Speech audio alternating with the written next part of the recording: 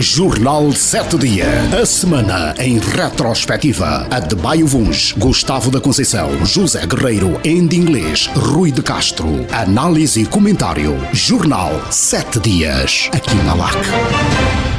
Ora viva, bom dia. Começa agora mais uma edição do Jornal 7 Dia, a semana em retrospectiva, o espaço que as segundas-feiras, a partir das 7 horas, aqui na sintonia 95.5 em FM, traz-lhe a análise dos principais assuntos que marcaram a semana finda. E durante a última semana foi aprovada a despesa de 2,3 mil milhões de euros para a primeira fase daquilo que será o metro de superfície de Luanda. Uma despesa proporcional àquilo que será o impacto a nível da mobilidade urbana. Gustavo da Conceição, bom dia, bem-vindo de volta. Bom dia companheiros, é um prazer estar de volta.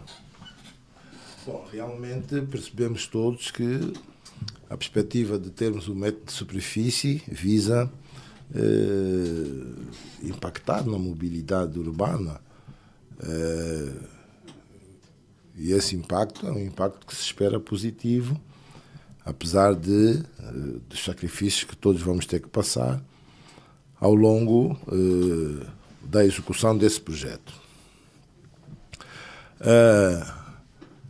As etapas em que o processo está organizado deixa claro que o impacto na mobilidade é para mais tarde, já que a primeira etapa do projeto visa o acesso ao novo aeroporto. Portanto, aquilo que vai melhorar com a primeira fase é o acesso ao novo aeroporto, não é bem...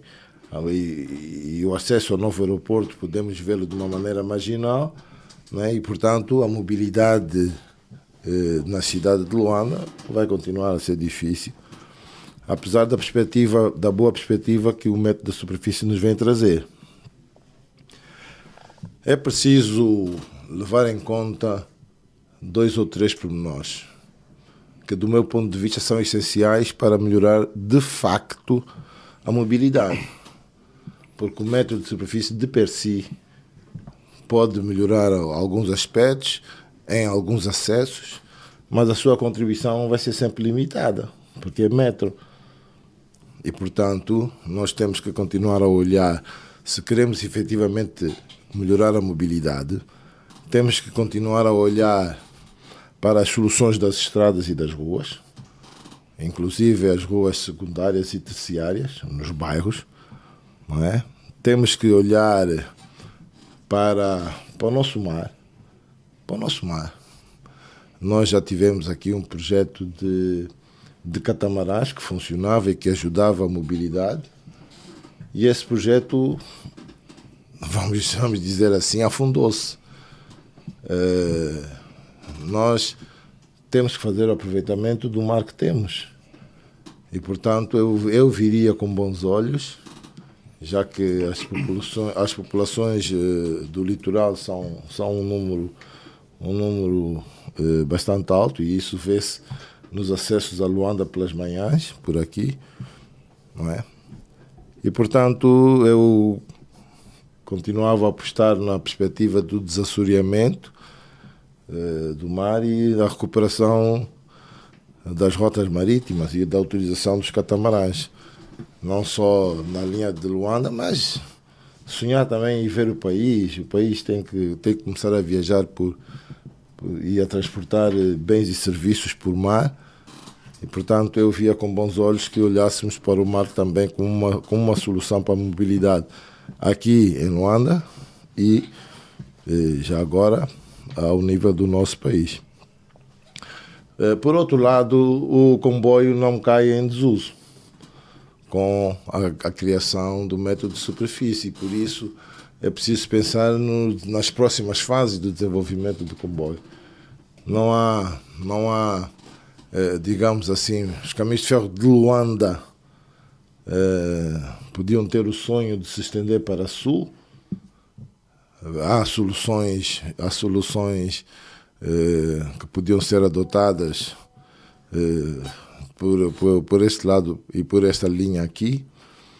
E, portanto, quando isso tiver tudo integrado não só em termos dos serviços, mas em termos também dos horários e dos preços e das formas de pagamento, quando estes serviços estiverem todos a existir e integrados, sim, podemos dizer que teremos a mobilidade de Luanda solucionada. Até lá, vão ser melhorias aqui e acolá, e a melhoria que se espera com o método de superfície é uma melhoria que não deve impactar negativamente na energia que as pessoas têm em casa, já que o método de superfície vai requerer a utilização de altos níveis de energia e, portanto, tem que se pensar nisso de uma forma assertiva e, para concluir, diria eu, sem muitas derrapagens financeiras. Adbaivunge, uma infraestrutura desta dimensão, a sua implementação, antes de melhorar aquilo que é a mobilidade urbana, vai piorar? Não, sem dúvidas, né? Portanto, é aquilo que se diz, não há parto sem dor. Portanto, é natural que na fase em que estivermos efetivamente em empreitada, não é? Se provoque aqui uma degradação do trânsito, pelo menos naqueles troços próximos das zonas de execução do projeto. Mas eu digo desde já que sou um entusiasta do projeto por razões que se prendem primeiro com a dimensão populacional da cidade, vis-à-vis a necessidade de encontrarmos soluções que permitam uma circulação e uma capacidade de mobilidade das pessoas sem grandes constrangimentos. E, portanto, o metro, estamos a falar de Luanda com pelo menos 10 milhões de pessoas. Portanto, a solução do metro iria ajudar sobremaneira a resolvermos ou a diminuirmos o stress que é a circulação na cidade, sobretudo em situações de extremos, não é? Portanto, imagine-se o tempo que se leva a sair de um extremo ao outro da cidade, e estamos a falar de distâncias relativamente curtas, mas com grande dificuldade de acesso e de circulação e aqui nos diferentes meios, não é? Principalmente os transportes individuais, portanto os carros individuais, mesmo os táxis azul e branco, ou ainda os autocarros. Portanto, é uma grande dificuldade hoje de circulação na cidade, agravada com o constrangimento que são as vias secundárias e terciárias em estado praticamente degradado, e, portanto, é mesmo muito difícil conseguirmos, é quase um milagre sobrevivermos neste contexto. E, portanto, a solução do metro, a priori, não é, acaba por ajudar a acudir essa situação. Mas precisamos perceber qual é a solução que nos é proposta, não é? E aí então tivemos mais luz sobre esse capítulo com o recente decreto presidencial, em que traz já alguns pormenores, não só em relação ao valor desta fase do projeto, que no essencial cobre o novo aeroporto, cobre a zona económica especial e depois faz um grande aproveitamento da via expressa atual, não é? Pronto, é uma solução para, digamos, uma primeira linha, não é? E que vai permitir então implantar aqui soluções de infraestruturas que poderão, acredito, ajudar a organizar melhor, digamos, a cidade, pelo menos naquela zona, não é? E com isso então termos os ganhos que referi. Mas, para além desta questão, eu chamo a atenção para por um lado, e partindo do princípio que não se põe em causa nem a viabilidade técnica, nem a viabilidade financeira, Mas este tipo de grandes infraestruturas, não é, tem também o condão de gerar muitos empregos, não é? Depois tem o condão de trazer outro tipo de serviços inovadores de tecnologia, não é? Porque, portanto, a solução do metro, ela está agregada a grandes infraestruturas, a um suporte tecnológico alto, não é? E vermos a possibilidade de termos a nossa gente, as nossas pessoas envolvidas nesse tipo de empreitada, e depois a própria implementação e o funcionamento do projeto em si ser assegurado maioritariamente por angolanos, é também isso uma nota digna de realce. Por fim, eu julgo que devemos congratular-nos com esta empreitada, mesmo do ponto de vista financeiro, porque corresponde àquilo que os clássicos consideram ser um investimento rentável, produtivo, não é? Portanto, estamos, obviamente que é uma solução que vai requerer financiamento externo, não é? E é feito então em condições objetivas e vantajosas para o próprio país, porque vai ficar uma infraestrutura com envergadura, não é? E que permite obviamente acautelarmos aqui uma série de situações que têm a ver com a situação, que tem a ver com a resolução de problemas da situação atual de Luanda. Bom, depois podemos discutir o que me parece também premente é a necessidade de termos soluções integradas, não é? E aqui o Gustavo referia-se muito bem à questão dos catamarãs, mas o projeto na sua essência fala em soluções como BRTs, não é? Portanto, é vermos depois como é que na tal linha principal, ou linha 1, como quisermos chamar, como é que depois as pessoas entram para o centro da cidade. E, portanto, aí continuamos a ter necessidade de, em algum momento, em alguma fase do projeto, surgirem então as linhas que tiram as pessoas da periferia, deste cinturão que cobre, no fundo, a via expressa, e trazer as pessoas de facto para dentro da cidade, onde, queiramos ou não, ainda ocorre em grande parte da vida económica e social e política do país. Ainda em inglês, grande parte desta despesa agora autorizada pelo Presidente da República não foca naquilo que é obras, naquilo que é construção. Há uma série de outros passos, como por exemplo os estudos de viabilidade que precisam existir para que de facto se dê esse passo para esta primeira fase do metro. A obra, o que não acontece é que a obra não acontece este ano, mas todo o processo de criação de condições para que a obra seja executada, em princípio, a partir do próximo ano, está integrada, né? Faz parte do pacote de contratos que subjacentes à despesa que foi agora autorizada no valor de 2,3 mil milhões de euros. O metro de superfície é uma solução para resolver os problemas de mobilidade. Sabemos todos que foi recentemente aprovado um programa para a melhoria da mobilidade urbana de Luanda e o metro de superfície de Luanda é uma das iniciativas para fazer face aos desafios que a capital do país tem em matéria de mobilidade. Em termos da primeira etapa,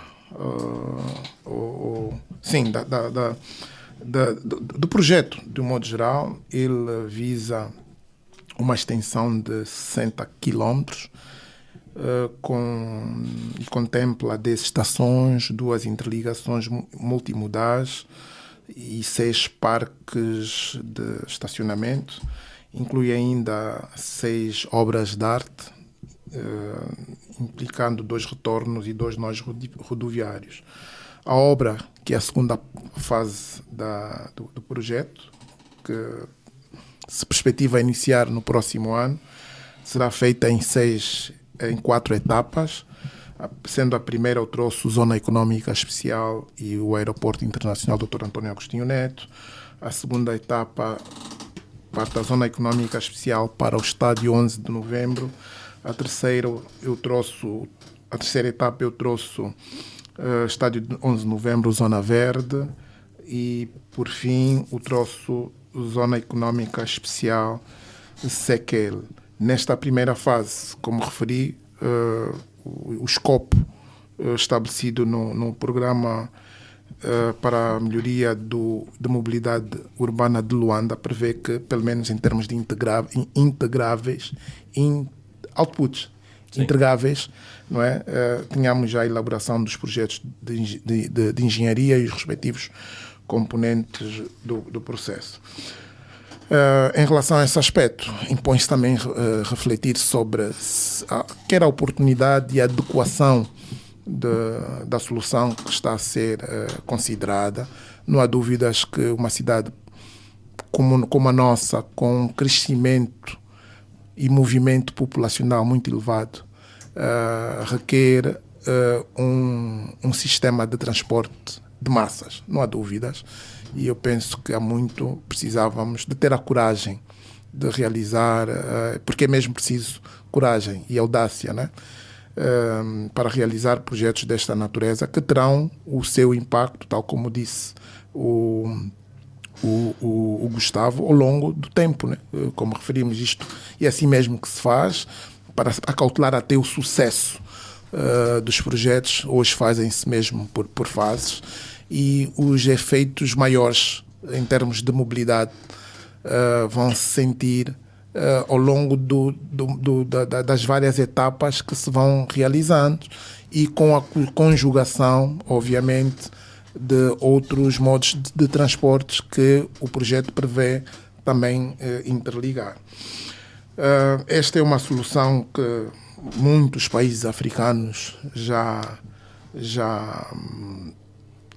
alguns países africanos, não é? Nós vamos integrar o leque de alguns países africanos que estabeleceram também esta solução, como, por exemplo, a Etiópia, que tem o Light Rail Transit em Addis Abeba, com uma capacidade de 15 mil passageiros por hora em cada direção, a primeira linha, portanto, que estabelece aí cerca de 30 mil por hora, e na primeira fase. Tem uma segunda fase que penso que está em construção, que prevê 60 mil pessoas.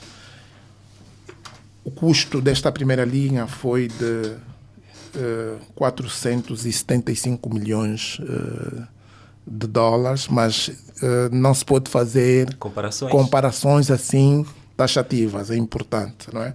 Porque tudo depende também das características de cada país, do tamanho do sistema que se quer estabelecer, das infraestruturas também existentes, e também, obviamente, do tempo, não é? em que eles são concebidos e implementados também, não é? Como referi, tem uma rede composta de 2 linhas, né? Na Etiópia, Addis Abeba, com um total de 34 km de trilhos, e tem a capacidade de 60 mil passageiros hora. O projeto foi financiado com um empréstimo de 85% do Exim Bank da China, e o governo participou com os restantes 15%. A construção foi feita ou realizada pela China Railway Engineering Corporation. Aqui na África do Sul temos o Rail Train, que custou cerca de 3 bilhões de dólares. É uma linha de aproximadamente 80 quilómetros, conectando as cidades de Joanesburgo, Pretória e o Aeroporto Internacional Oliver Tambo, e tem a capacidade de transportar aproximadamente 100 mil passageiros dia. Ao contrário do que aconteceu na Etiópia, em Addis Abeba, ele foi financiado por uma parceria público-privada, tendo o governo de Gauteng investido em torno de 50% do valor e o restante pelo setor privado. empresas internacionais também participaram no financiamento desse projeto. Marrocos tem um tramway, a Tunísia tem também um metro, e na prática há várias formas e abordagens de resolver esses assuntos. Também, como não podia deixar de ser, ao abordar esses temas, temos sempre que ter também em consideração outros aspectos de risco, não é?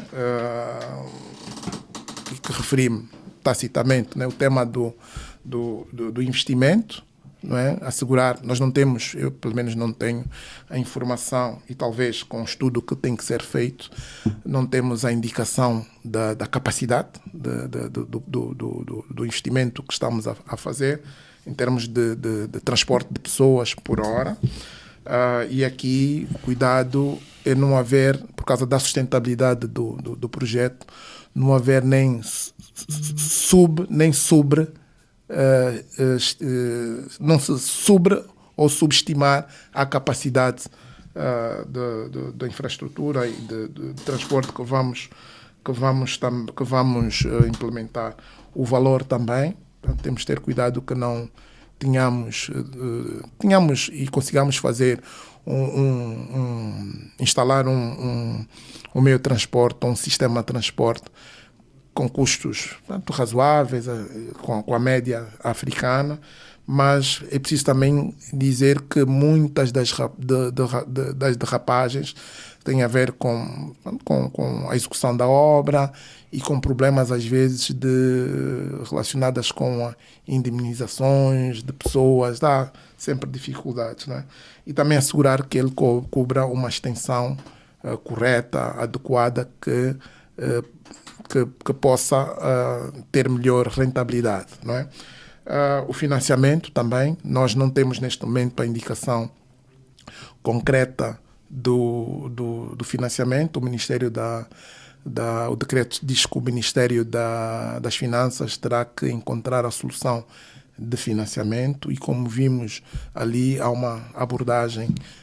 várias abordagens de financiamento. Creio que o Estado deveria ter a preocupação de partilhar este risco, não é? Porque senão, não só financeiro, porque depois temos a questão também da operação e a capacidade técnica, né, desses projetos. E ainda em termos de operação, e por causa da sustentabilidade dos projetos, nós temos também, por exemplo, quer Abuja, Lagos também tem metros, e eu creio que é Abuja que o metro foi inaugurado e depois o serviço foi suspenso, não é?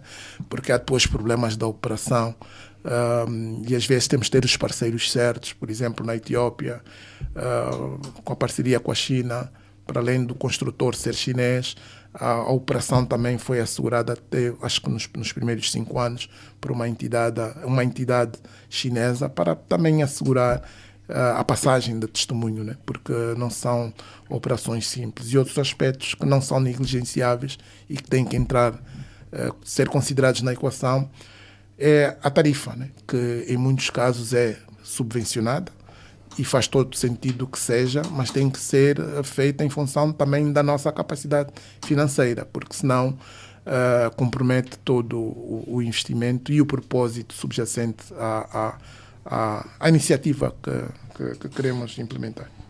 Vamos fazer um curto intervalo e voltamos já a seguir. Jornal 7 Dia. A semana em retrospectiva. Adebayo Vuns, Gustavo da Conceição, José Guerreiro, Andy Inglês, Rui de Castro. Análise e comentário. Jornal 7 Dias. Aqui na LAC. Estamos de volta com o Jornal 7 Dias, semana em retrospectiva, ainda a falar sobre o metro de superfície.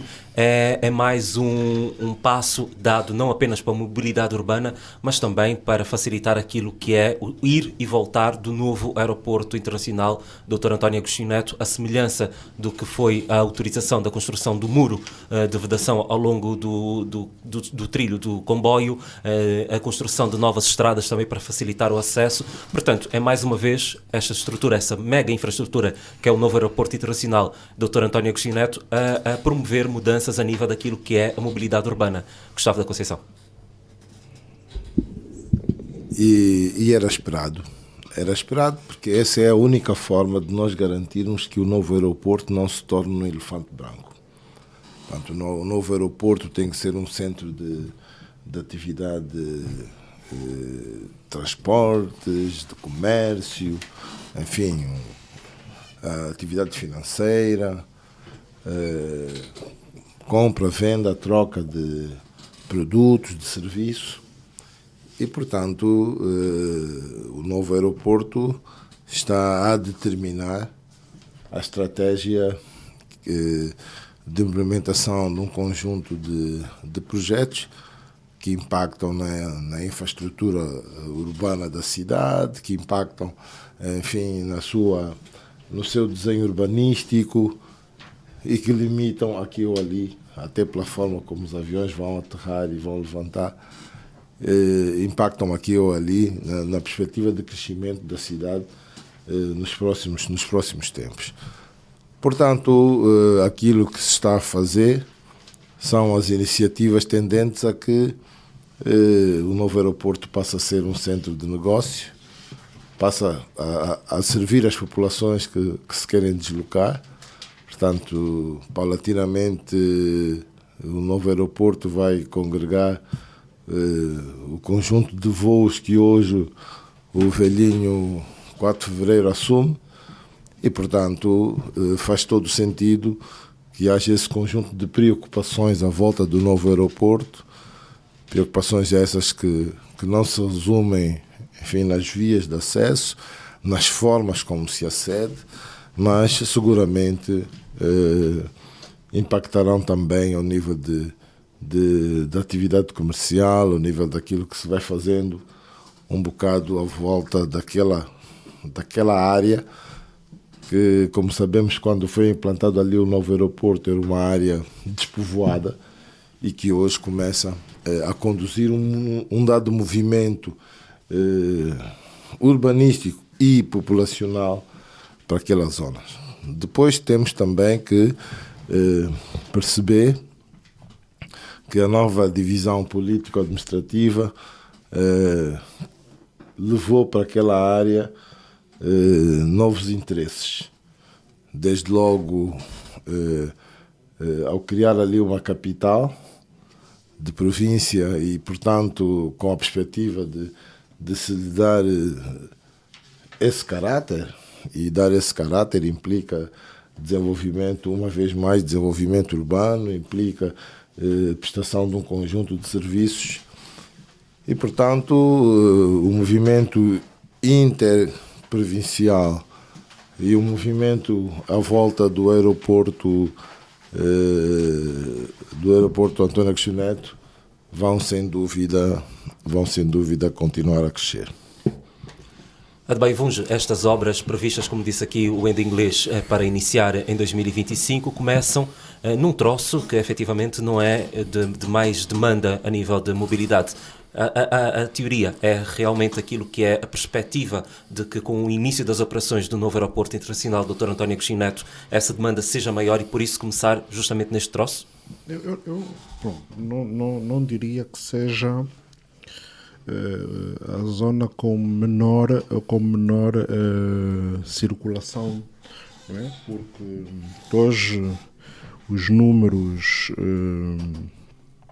mostram o município de Viana e neste caso em particular aquela zona, aquele corredor Sequele, Zango, Quilamba e grande parte do Benfica como concentrando já, creio que mais de metade da população. E, portanto, é um indicador importante, não é?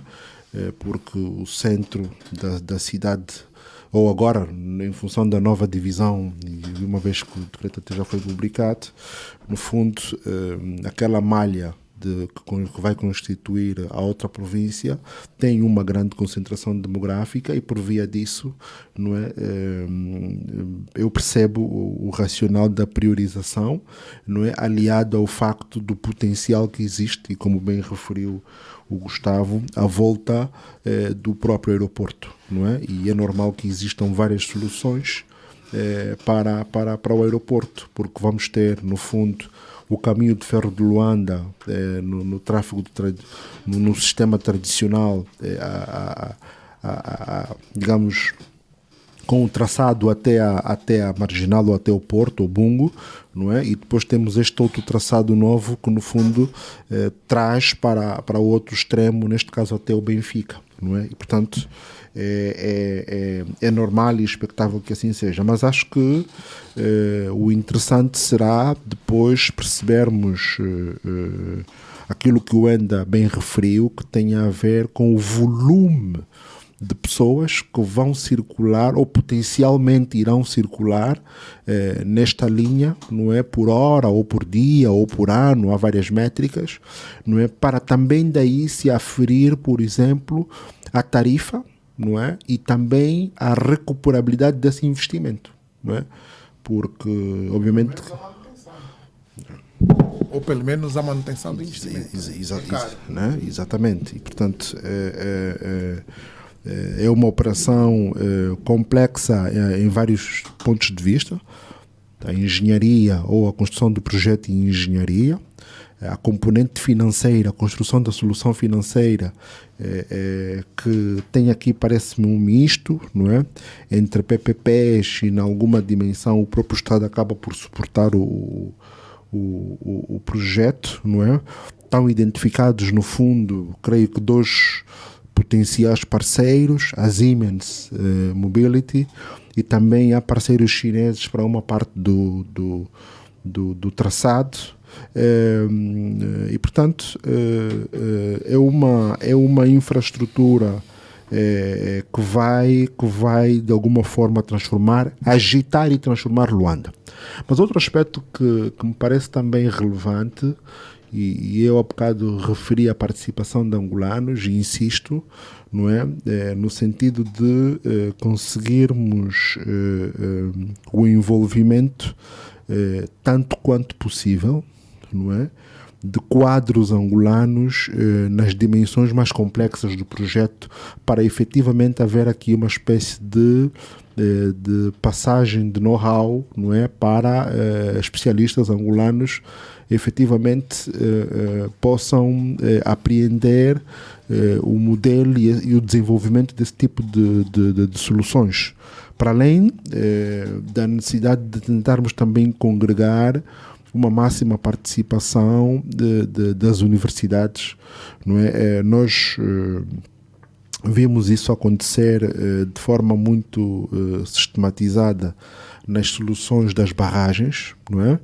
E estamos aqui diante de um projeto completamente novo, onde efetivamente será interessante salvaguardarmos esse aspecto, para que mais do que a construção, e vem etapas seguintes, também elas desafiantes, mais do que a construção, possa efetivamente ficar know-how para angolanos, para quadros angolanos, dizia eu, desde a fase de concessão até a fase de implementação do projeto, porque vão-se colocar outros desafios nas etapas seguintes, e isso poderá depois suscitar outro tipo de discussões que têm a ver com trazer então o metro para dentro da cidade, não é? O BRT poderá, digamos, no curto, médio prazo resolver, mas eu acredito que será importante pensarmos numa solução do metro a 10, 15 anos, e isso vai passar por trazer linhas novas para dentro da cidade, combinar inclusive em alguns casos linhas para facilitar ainda mais a mobilidade, não é? E a capacidade das pessoas saírem criar efetivamente uma rede. Uma rede, exatamente, né? E então, e aí, para Luanda o desafio vai ser do traçado, seguramente, não é? Porque a cidade, pelo menos essa zona, essa malha central da cidade é muito concentrada do ponto de vista de infraestruturas, e vamos ver que soluções é que teremos para trazer no futuro também linhas para a cidade. Ainda em inglês, garantir a sustentabilidade de um projeto como esse e principalmente a abrangência daquilo que são os futuros utilizadores também é um desafio. Sim, porque projetos desses têm que perdurar, né, por vários anos.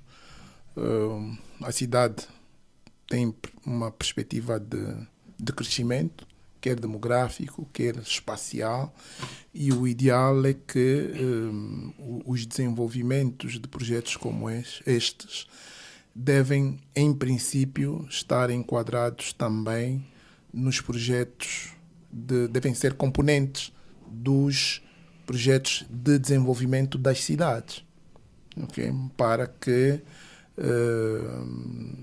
se possam desenvolver sem sobressaltos, não é? Claro está que, pelo que se depreende, não é? São também iniciativas. Esta iniciativa é muito motivada por questões emergenciais. É necessário despoletar o processo agora. Não podemos, portanto, não fazer nada neste momento, só agravará a situação ao longo prazo. Mas, como bem disse o Adebayo, é preciso criar capacidades locais para não só o desenvolvimento das futuras linhas, mas como a sua manutenção e operacionalização. E que às vezes aí está o verdadeiro desafio. Está um grande desafio. E se não for acautelado, mais do que um elefante branco, que não acredito que seja, por causa da demanda, é real. Nós temos graves problemas e necessidades de transportação ou de transporte e mobilidade, e também não só neste domínio físico da coisa, mas é preciso contemplar e, em princípio,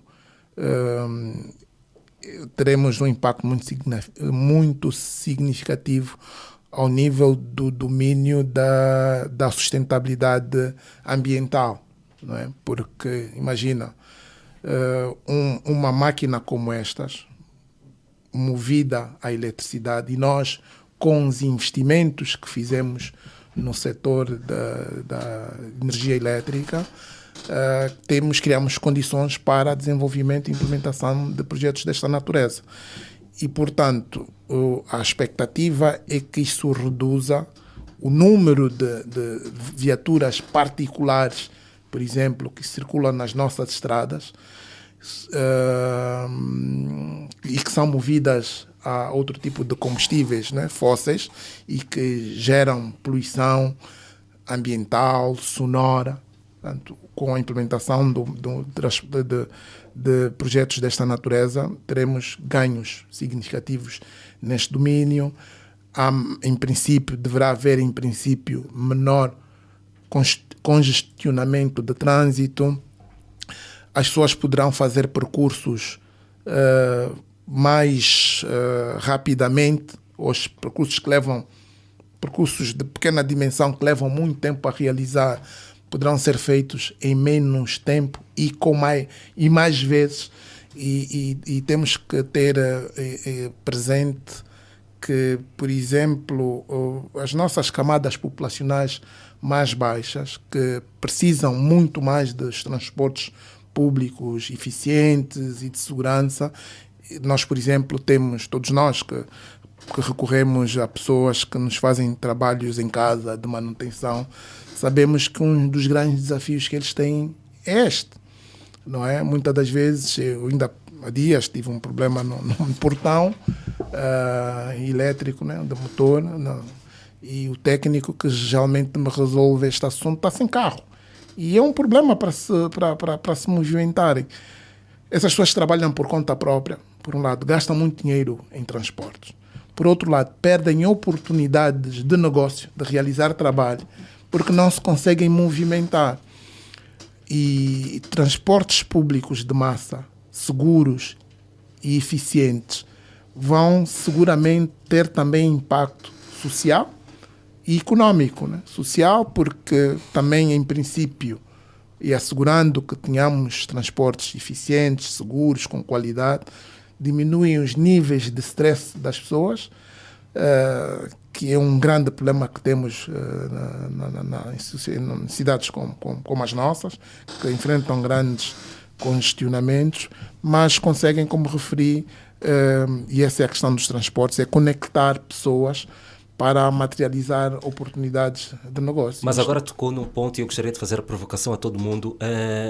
Essas alternativas de mobilidade urbana não tendem aqui no nosso país a serem rotuladas como sendo para a classe baixa, para os pobres, e por isso afastaria estes possíveis utilizadores que têm o seu carro e o deixariam em casa? Não corremos esse risco? Não. A semelhança do que acontece com o CFL, com os autocarros? Tem a ver com a qualidade de serviço. Só.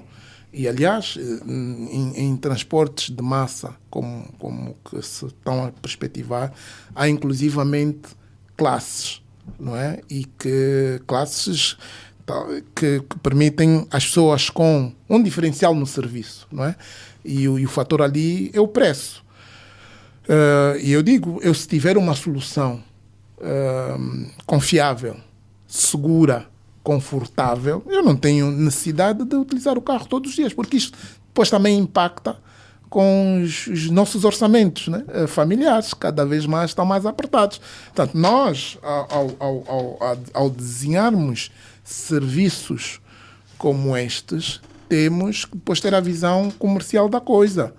E em todo o mundo, os transportes públicos servem vários segmentos populacionais. Portanto, tem um mito. Tudo só tem a ver com a qualidade e as condições dos serviços que prestamos. Agora, há também um caso muito interessante, né, do metro, mais do comboio, que até ocorreu-me agora, né, quando falou disto, que é o comboio, o impacto que o comboio tem em cidades como, já não me lembro, na Índia. Já não me lembro qual é o estado, mas não é dele. Dos dabualas de uma desses estados, que utilizam os dabualas são aquelas pessoas que levam marmitas. Portanto, uma boa parte de funcionários na Índia não comem em restaurantes, recebe a sua comida a partir de casa, não é? E o sistema de transportes, o comboio, é fundamental nesta dinâmica. Há, inclusivamente, vários casos de estudo, né, em que marmitas saídas de casa são transportadas por pessoas. Na prática, é um serviço informal, não é? E é curioso que estas pessoas desenvolveram um sistema e servem-se do transporte público para movimentar milhares destas marmitas com alimentos a hora, não é? E chegando no local certo, adequado, com um mínimo de falhas muito baixo. Muito baixo. Isso para dizer o quê?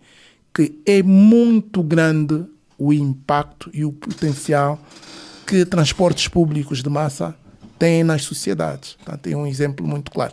Serve para todo mundo. Nós que vivemos aqui, como costuma-se dizer, na margem sul, né? Levamos muito tempo a ir para casa, com transportes públicos de massa, com alguma velocidade comercial também, podemos muitas vezes ir almoçar a casa, acompanhar, levar os nossos filhos à escola. Portanto, isso tem impactos económicos, sociais, ambientais muito, muito, muito elevados que precisamos de materializar e o que, obviamente, a implementação desses projetos nunca ocorrem sem sobressaltos, mas convictos dos benefícios que eles podem gerar para as comunidades. Portanto, este é um assunto que nos deve unir, não nos pode dividir, e devemos estar unidos para encontrar as melhores soluções suscetíveis para impedir a ocorrência de riscos. Por exemplo, uma das coisas, e não só em projetos de mobilidade, né, mas projetos de grande porte, de grande dimensão, por exemplo, um dos grandes problemas é que geralmente não ocorrem, não são implementados dentro do prazo estabelecido, e também há derrapagens orçamentais muito elevadas. Portanto, isto acontece. Portanto, nós sabemos as experiências em todo o mundo.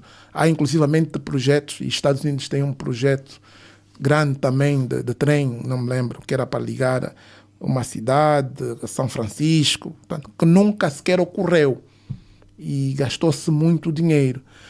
E a questão é, se essas situações podem e são suscetíveis de ocorrer em países do primeiro mundo, mais organizado, com sistemas de controlo, compliance, o que pode não ocorrer em situações, em geografias como a nossa. Mas nós sabemos disso e podemos antecipar-nos. No nosso caso já ocorre, né? Porque o projeto do metro, ele não é um projeto novo, né? E algumas vezes é utilizado, no fundo, como arma de arremesso político, porque, no fundo, é uma promessa que já vem de anteriores governos, né? E, portanto, aqui agora o expectável é que existam as ferramentas para passarmos, digamos, da teoria à prática e se comece a sua implementação desde a conclusão dos estudos, não é? E depois as empreitadas e outro tipo de intervenções que o metro requer.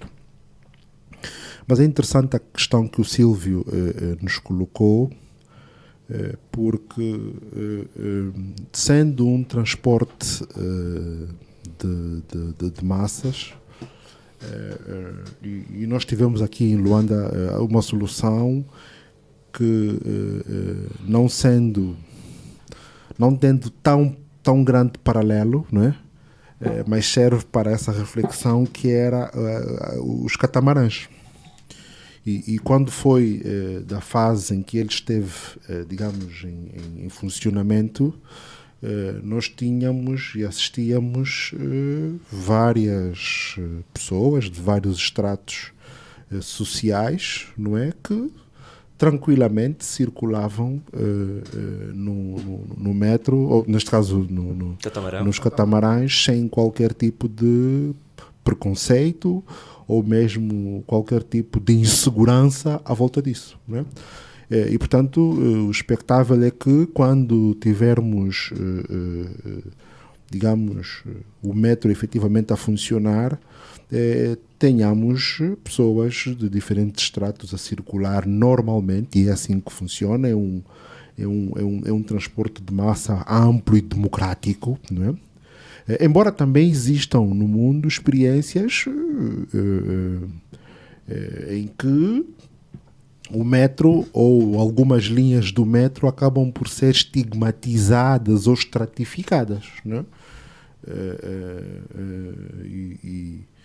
E, por exemplo, eu vivi em Paris, e o metro de Paris tem linhas em que é conotada a um certo tipo de comportamento, de grupo social e étnico e tudo, mas isto não retira a função social principal daquele meio, né? Portanto, e acho que não devemos nos preocupar tanto em quem necessariamente anda no metro. São todos cidadãos e cada um tem o direito de usufruir, passa a redundância, daquele direito, não é?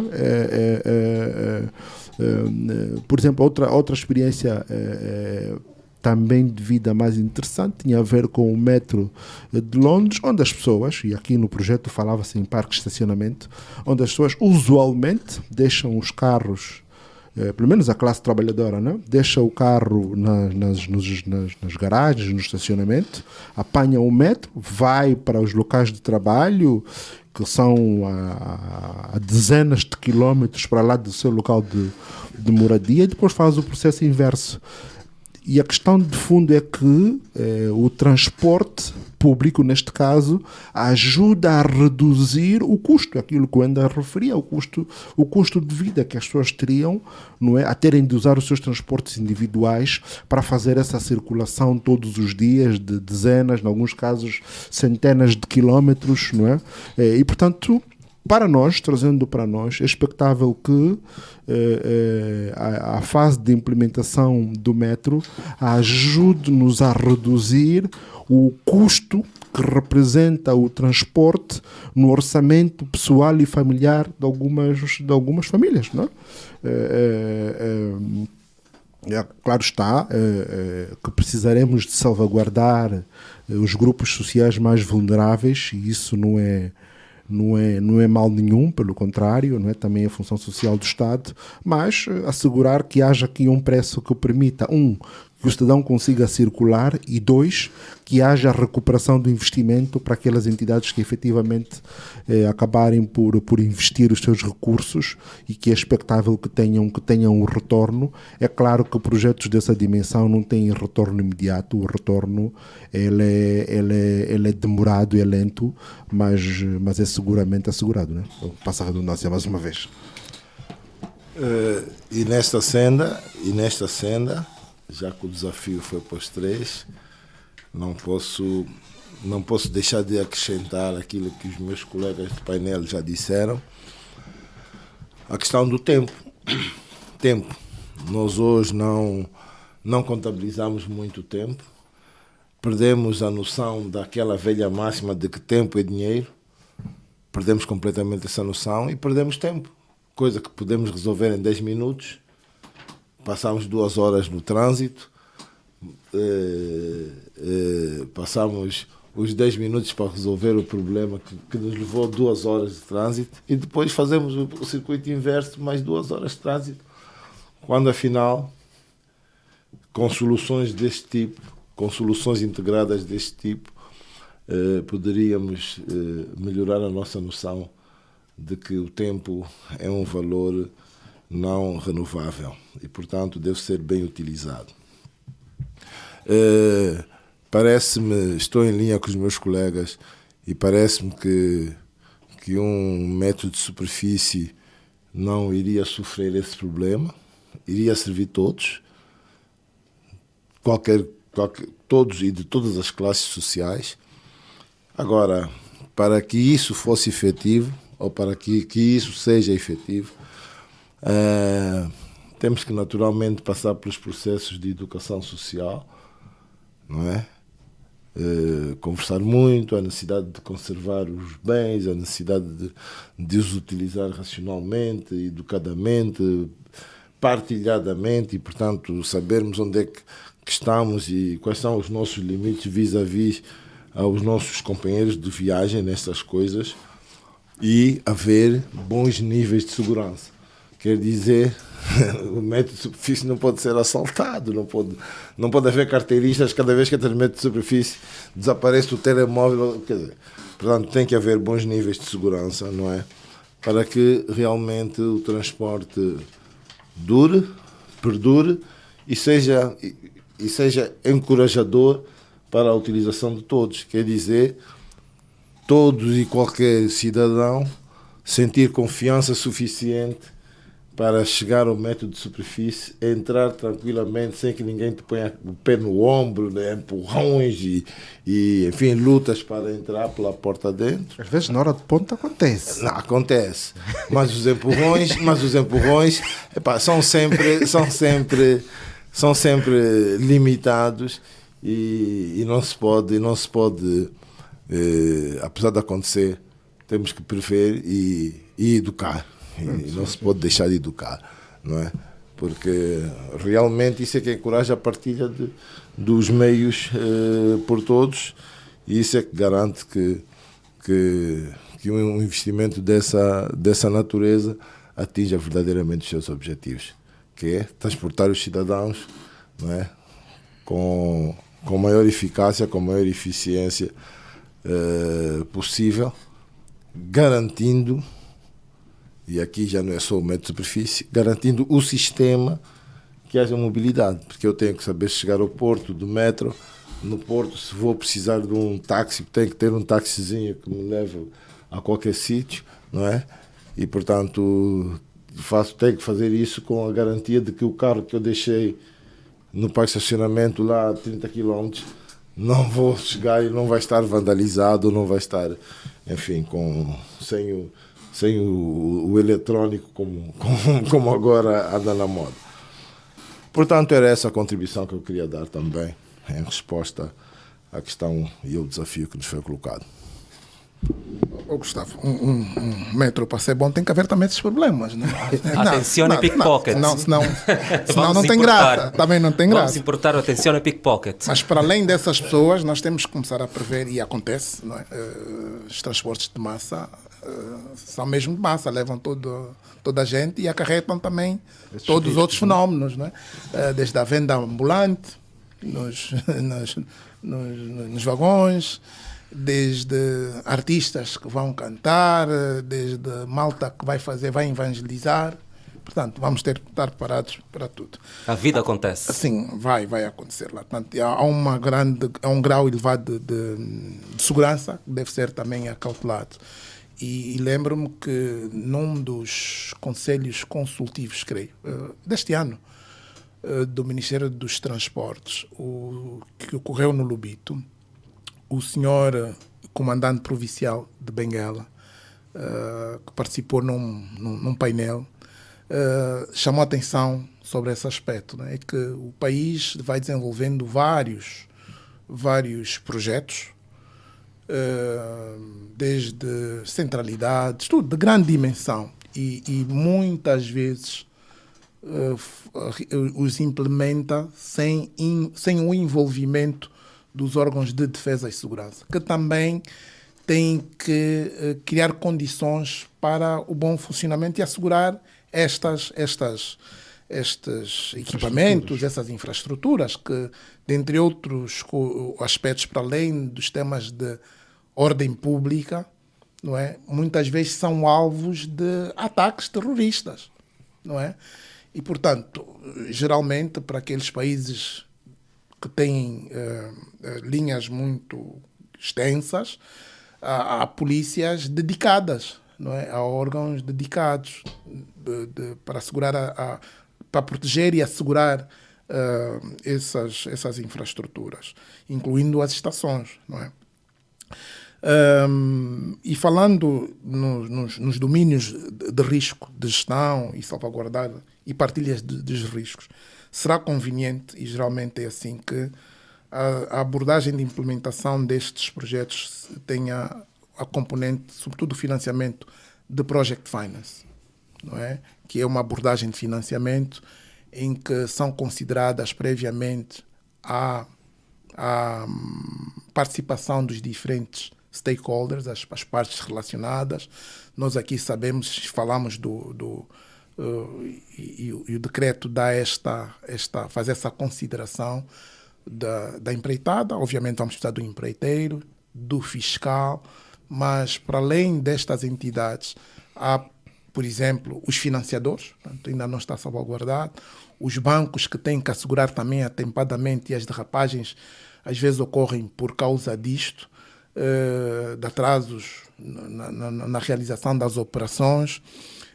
Os construtores, geralmente essas locomotivas têm que ser encomendadas, leva o seu tempo. Depois a outra parte também operacional, né? Os preços variam, há oscilações cambiais, e não menos importante, o papel do Estado, que tem uma responsabilidade muito grande, né? Primeiro é o promotor do projeto, e há um paradoxo, né? O tema da responsabilidade e responsabilização em tudo, né? Disse, por exemplo, que o Estado não deve promover determinados projetos, o Estado não cria emprego, mas quando não acontece, quando não há, é ao Estado que as pessoas reclamam. E, portanto, o Estado tem um papel muito importante. E vai tê-lo ainda mais por causa da subvenção. Portanto, é comum que esses projetos sejam muito subvencionados. Por exemplo, o Lagos Blue Line Light Rail na Nigéria é fortemente subvencionado pelo Estado de Lagos, né? As tarifas, portanto, são muito baixas, portanto, geralmente, como tem a capacidade de movimentar muita gente e sabemos que nos nossos países a maior parte da população é pobre, para ter acesso tem uma forte componente de subvenção. Por exemplo, em Lagos as tarifas rondam entre os 0,26 a 65 cêntimos do dólar. Em Addis Abeba varia entre os 0,04 a 0,12. Em Rabat está aí à volta de 0,80. Portanto, há um esforço financeiro muito elevado que geralmente que os Estados têm que assegurar, e ele tem que ser contemplado também à partida e em função também do desenvolvimento das linhas. Por outro lado, transportes como estes, para além e o Adbai referiu-se muito bem em relação a esse aspecto dos parques de estacionamento, em que as pessoas estacionam seus carros num sítio e depois apanham o metro, mas também há a perspectiva de promover a micromobilidade, não é? E nós vemos isso em países como a Alemanha, os Países Baixos, em que as pessoas ainda utilizam muito e que está-se a promover cada vez mais o uso das bicicletas. E há, inclusivamente, num desses países em que tem um dos parques maiores do mundo de bicicleta. E hoje, para além de estacionar numa estação, é muito possível que as pessoas entrem com as suas bicicletas nos metros, não é? Para fazerem as ligações, porque às vezes têm ligações de 1 quilómetro, 2 quilómetros, 5 até 5 quilómetros, pode-se fazer muito bem de bicicleta. Eu referi-me anteriormente, já me lembrei quando falei dos Dabwalas na Índia, Dabwalas de Mumbai. Os Dabwalas de Mumbai é que fazem este exercício de levar as marmitas. De levar as marmitas, e é um caso de estudo muito interessante que devíamos todos ter em consideração. Nós voltamos já a seguir com os destaques da semana. Jornal 7 Dia. A semana em retrospectiva. Adbai Vuns, Gustavo da Conceição, José Guerreiro, Andy Inglês, Rui de Castro. Análise e comentário. Jornal 7 Dias. Aqui na LAC. Estamos de volta com o último bloco deste Jornal 7 Dias, semana retrospectiva, e como de costume, reservamos a última parte deste programa para elencar os principais destaques da semana finda. Adbai Vuns, para si, o que é que mereceu o seu destaque pela positiva ou pela negativa durante os últimos 7 dias? Ok. Bom, eu só gostava de terminar com uma curiosidade que me parece importante, que é o facto de alguns metros no mundo serem referências, não é? Inclusive para o turismo, e há dois que gostava de trazer aqui à baila e que fazem no fundo parte do nosso imaginário, muito por culpa da indústria cinematográfica, que é o metro de Nova York, não é? Que é no fundo pela sua história e pela vida que tem e que gira à volta das diferentes estações, não é? E também o metro de Moscovo pela sumptuosidade, não é? Pronto, e então para vermos que ainda há uma outra componente dessas infraestruturas que é depois capitalizada por outros serviços como o próprio turismo. Mas em relação aos destaques da semana, para além do lançamento do decreto presidencial para o avanço do metro, eu trago aqui e reitero a saudação que eu fiz a semana passada aos jogadores da Seleção Nacional, não é? estamos numa onda muito positiva e, portanto, esperar que efetivamente permaneçamos firmes nisso. Fiquei curioso porque lembro-me de, em tempos, ter sido anunciada a possibilidade de outorga de nacionalidade ao selecionador. Honestamente, depois não houve ou não há notícias à volta disso, mas de facto, face à revolução que provocou na nossa Seleção Nacional de Futebol, eu sou daqueles que, como gesto de agradecimento, e se também for essa a vontade do próprio, deveríamos atribuir-lhe a nossa nacionalidade. Portanto, e nesta onda também de homenagens à volta do desporto, eu felicito a homenagem que a Federação Angolana de Futebol fez a alguns jogadores, nomeadamente o Aquá, Mantorra, José Calanga, Djalma Campos, Manúcio Gonçalves, e era suposto lá estar também o Flávio Amato, que acabou por não estar. Isto fez-me pensar sobre o que continuamos e estaremos nós a fazer à volta da massificação desportiva. É verdade que há um novo ímpeto ao nível da direção do Ministério da Juventude e Desportos, mas precisamos efetivamente utilizar os nossos antigos atletas e outros, digamos, professores de educação física, para criarmos uma onda maior, utilizando o sistema de ensino, mas não só, principalmente aqui utilizando o desporto nas comunidades, no sentido de continuarmos ou tirarmos o maior proveito do potencial que há no seio das nossas crianças e jovens à volta da prática desportiva, e aqui de algumas modalidades e quiçá mesmo, não só coletivas, mas também algumas modalidades individuais, não é? A outra minha reflexão tem a ver com o facto de, pelo menos ao nível do futebol, ser tímida a vida pós-atleta destas, digamos, chamadas estrelas, não é? Sobretudo ao nível do treinamento e, quiçá, do dirigismo desportivo, e, portanto, permitirmos que os nossos atletas consigam ter uma vida pós-atleta, tanto quanto possível, ainda relacionada ao próprio desporto, não é? E com isso preservar-se a sua própria dignidade e o seu envolvimento, e com isso, de alguma forma, eles servirem não só de facilitadores, mas também de influenciadores de outros jovens para esse processo de massificação que eu referi há bocado.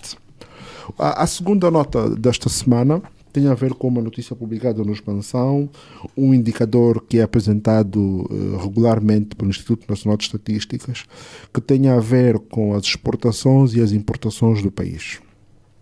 E no que tem a ver com as exportações, destaca-se um aumento de cerca de 7% das nossas exportações, e este aumento é sustentado por dois produtos, digamos, da nossa balança, que é o petróleo e os minérios, não é? Que têm ainda um peso assustador, não é? E que, portanto, nos obrigam a termos de continuar a pensar para a nossa estrutura económica, no sentido de não só atendermos às nossas necessidades internas, mas também podermos, no fundo, entrar para o mercado internacional e conseguir que a nossa produção possa competir, não é? Com outros países, e aqui falo em particular da madeira, no domínio de alguns outros minérios, principalmente de pedras, no domínio agroalimentar, das pescas, e fazermos isso de forma mais consistente. Ainda passada semana falávamos do contrabando numa lógica de inversão, permitindo que esse contrabando possa ser efetivamente comércio internacional e não mais como vemos acontecer agora, porque olhando para o reverso da balança, as nossas importações, elas, é verdade que encolheram cerca de 17%, mas continuamos a ter aqui 2 itens que representam preocupação. O primeiro tem a ver com o combustível e o segundo tem a ver com os bens alimentares, não é? E 15% das nossas importações representam bens alimentares, o que é verdadeiramente assustador se pensarmos não só do ponto de vista daquilo que é a segurança alimentar e o combate à fome, mas principalmente em relação àquilo que é a soberania alimentar. Não é um conceito que, por acaso, na última semana ouvi com muita satisfação do antigo vice-presidente da República, Bornito de Sousa, numa conferência sobre liderança, em que ele se referia a essa necessidade de nós prestarmos alguma atenção à dimensão da soberania alimentar, não é? E quando nós olhamos os nossos níveis de importação de bens alimentares, rapidamente percebemos que temos que inverter o quadro, porque nós temos efetivamente todas as condições para termos uma produção autossuficiente e não continuarmos neste ciclo, não é virtuoso, mas é vicioso, de depender das exportações para comermos. Gustavo da Conceição, os seus destaques da semana. Bom, o Adebayo fez uma incursão importante a nível do desporto, portanto, obrigando-me a sair da faixa para outros domínios. E por isso aproveito para saudar, enfim, aquilo que eu esperava que fosse uma verdadeira semana de cultura, em saudação ao 17 de setembro.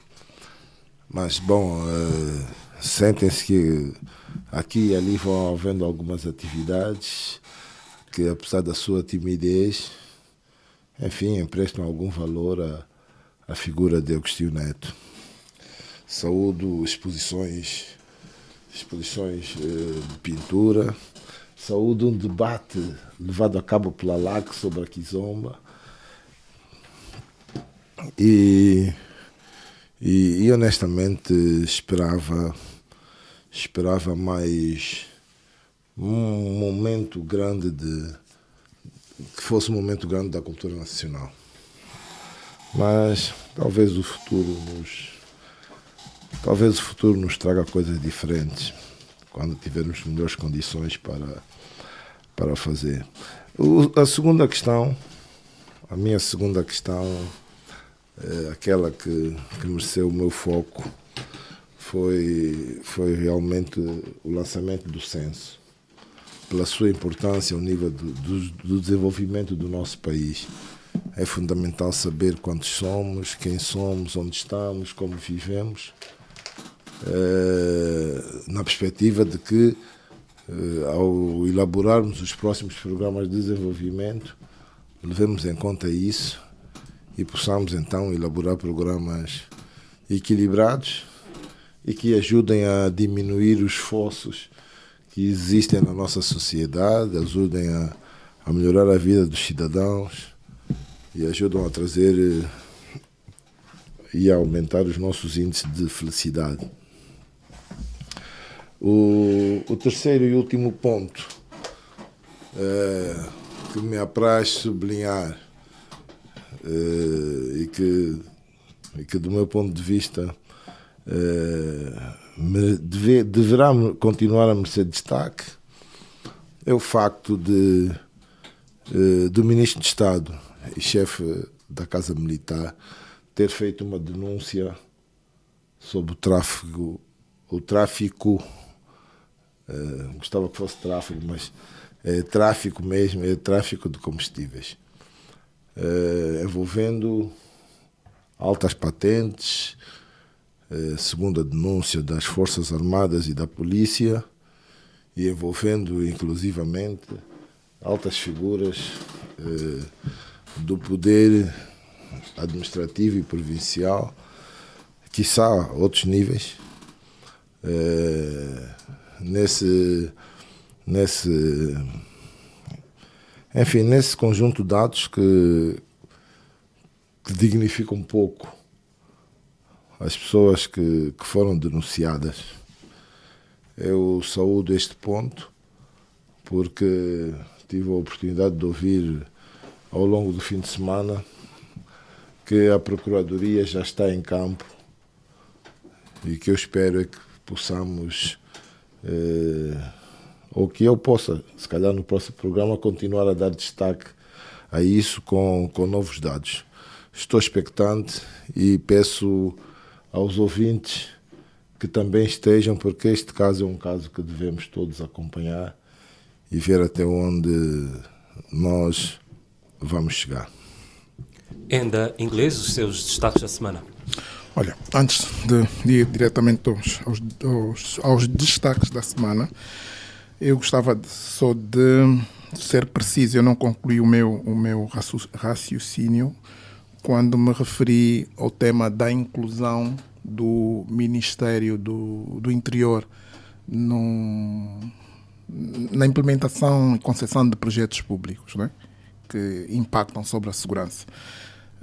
Referi-me à chamada de atenção que fez o senhor comandante provincial, mas tem que ser justo também a dizer que, em relação a este projeto, nas duas etapas, nesta inicial de criação das condições de elaboração do método de superfície e também na fase de obras, ou de realização das obras, ou da obra, o Ministério do Interior faz parte das entidades intervenientes. Okay? Era preciso fazer este tema, este esclarecimento. Por outro lado, e como minuto da semana, é uma chamada de atenção e talvez também uma denúncia, né?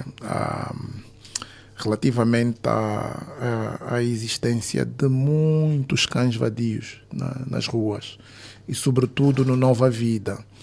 Aí um segmento acho que na Rua 70 há uma escola católica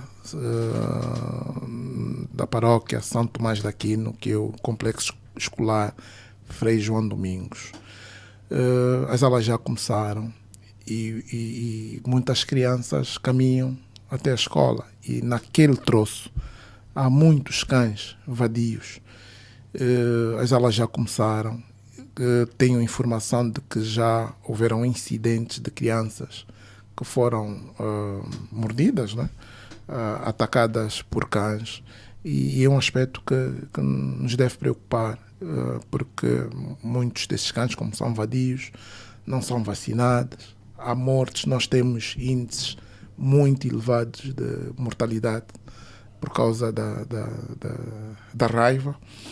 E não podemos estar impávidos e serenos a observar esta situação. Portanto, é uma chamada de atenção e um alerta, né, para que as autoridades competentes façam alguma coisa, porque, queiramos ou não, também é um aspecto que tem impacto sobre os indicadores de desempenho académico, né? Portanto, há pessoas que depois dizem, por um lado, morrem, se não tiverem atendimento médico atempado, morrem. Por outro lado, e há casos, e todos nós fomos crianças, né? As pessoas fugam, né? Por causa também desses fatores. E para não dizer das questões psicológicas, né? Teremos de ter portanto, aquele segmento no Nova Vida é só um exemplo de vários outros, não é, que existem pelo país. E, sobretudo, portanto, atacar pelo menos os caminhos para a escola, né? É importante.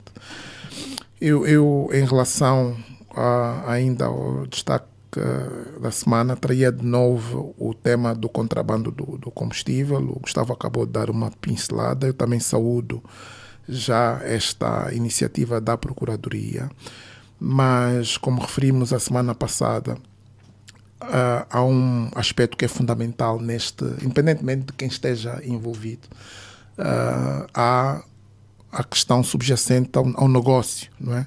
E a variável fundamental é o preço, é a discrepância, e nós analisamos já extensamente num programa passado. O preço, há uma diferença de preço muito elevada que urge diminuir, obviamente salvaguardando também os nossos interesses, né?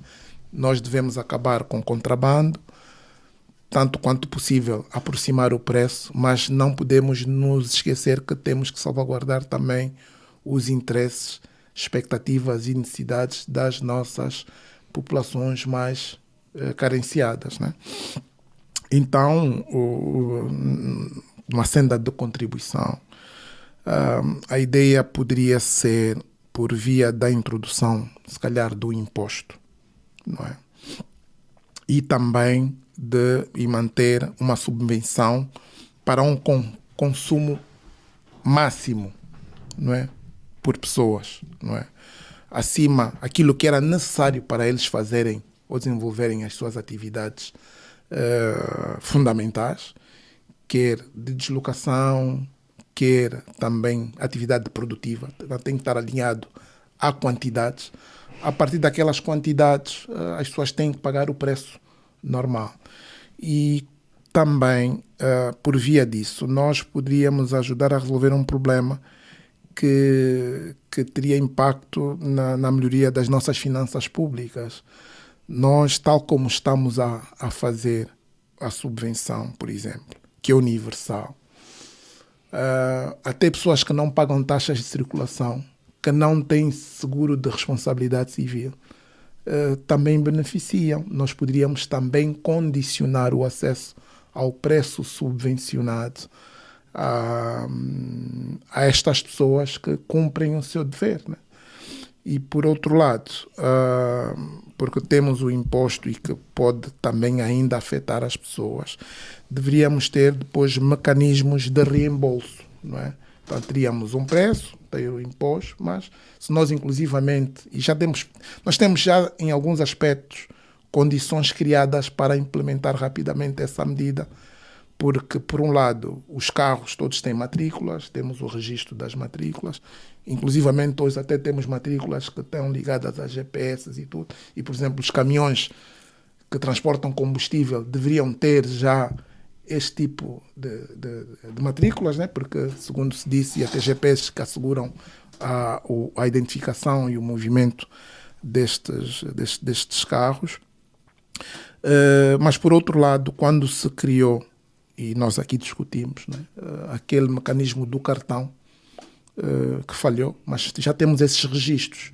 Mas nós poderíamos ter portanto, as pessoas que abastecem, porque nós também não temos e às vezes não paramos para pensar, o nosso parque, vamos assim dizer, o número de postos de abastecimentos também não são muitos, né? Não temos ainda muitos, né? E é possível, a partir dos postos de abastecimento, efetuar este controle, inclusivamente se, quiçá, ou porque temos, para além de bilhetes de identidade, os carros hoje têm o registro, têm documentos, poderíamos assegurar que houvesse o registro no abastecimento e, em função das pessoas que têm direito a tal subvenção, houvesse o reembolso do imposto pago, não é? Como uma forma de evitar os desperdícios e termos um maior controlo sobre esta situação que existe. E ainda agora, falando deste assunto, é curioso que, por exemplo, eu, por exemplo, não consigo perceber como é que se já conseguimos tirar partido, por exemplo, eu não sei se os novos bilhetes de identidade já têm isso, mas o meu ainda, quando tratei, tem lá uma fita magnética qualquer, não é? Está subjacente a uma determinada tecnologia, poderíamos tirar melhor proveito disso, mas pelo que se sabe, não se faz uso disto, né? Isto para dizer que por via de investimentos que já fizemos e de registros que existem, nós podemos muito rapidamente e de forma eficaz resolver esse tema por via dos ajustamentos do preço e identificação das pessoas, melhorar e estancar o contrabando que temos sobre o combustível. E assim, pomos um ponto final a esta edição do Jornal 7 Dias, semana em retrospectiva. Despedem-se de si Adebayo Vunjo, Gustavo da Conceição, Ende Inglês, Emanuel Catilina e Silvio de Abreu. Lembre-se, você pode voltar a ouvir este programa em formato podcast no YouTube em lac.7dias. Bom dia e boa semana. Jornal 7 Dias, a semana em retrospectiva. Adebayo Vunjo, Gustavo da Conceição, José Guerreiro.